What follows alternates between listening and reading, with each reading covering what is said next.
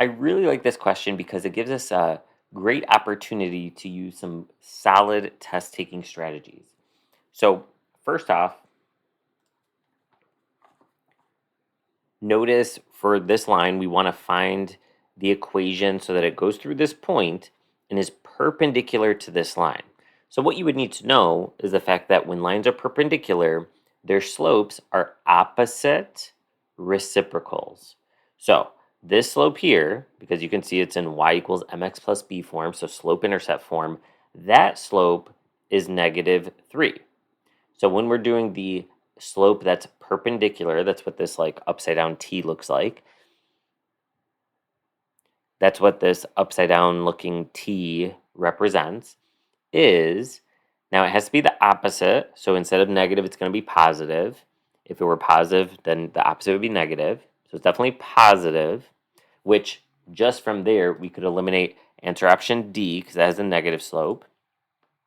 And the reciprocal of 3, or 3 over 1, which is what any number is as a fraction if you put it over 1, the reciprocal means you flip it. So now we get 1/3. So we could eliminate any answer options that don't have a third as a slope. In other words, option A. So we're down to a 50-50 chance here just from really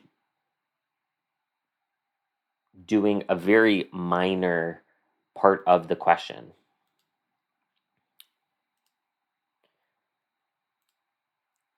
And so notice what we really did. We're following the triple T really nicely here.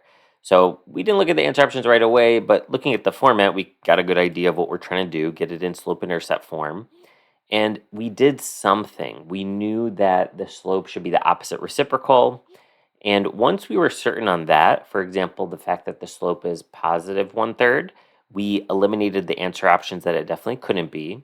And now that we have just two answers left, or two answer options left, we're going to figure out what makes them different from each other and figure out the right answer. So we need this point to be on the correct answers line. So let's go to the calculator.